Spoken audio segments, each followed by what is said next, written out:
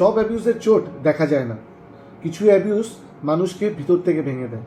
নমস্কার, কাইন্ডের কথায় আপনাদের স্বাগতম। আমি অ্যাডভোকেট সিদ্ধান্ত ঘোষ। বিশ্বাস করুন, একটা ডিএম পড়ে এই টপিককে না কথা বলে পারলাম না। আজকের টপিক সাইলেন্ট অ্যাবিউজ। অনেক মানুষ মনে করেন অ্যাবিউজ মানে শুধু মারধর, কিন্তু ইন্ডিয়ান লয়ে মেন্টাল ক্রুয়েলটিও ইম্পর্টেন্ট। যখন একজন মানুষ রিপিটেডলি ইনসাল্ট করে, ম্যানিপুলেট করে, কনফিডেন্স নষ্ট করে, সাইলেন্ট ট্রিটমেন্ট দেয় বা মেন্টালি কন্ট্রোল করতে থাকে, সেটা ইমোশনাল বা সাইলেন্ট অ্যাবিউজ হতে পারে। কিছু কথা ফিজিক্যালি আঘাত করে না, কিন্তু মেন্টালি মানুষকে ভেঙে দেয়। যেমন, তোমাকে কেউ বিলিভ করবে না, সব দোষ তোমার, তুমি কিছু পারো না। আস্তে আস্তে ভিকটিম নিজেকে ডাউট করতে শুরু করে, কনফিডেন্স হারিয়ে ফেলে।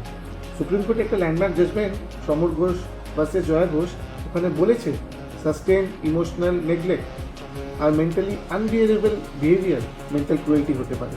হিন্দু ম্যারেজ অ্যাক্টেও মেন্টাল ক্রুয়েলটি ডিভোর্সের গ্রাউন্ড হতে পারে, depending on facts and evidence.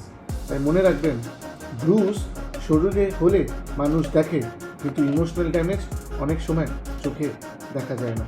ভিডিওটা যদি ভালো লাগে প্লিজ শেয়ার করবেন, অনেকেই এটা জানে না।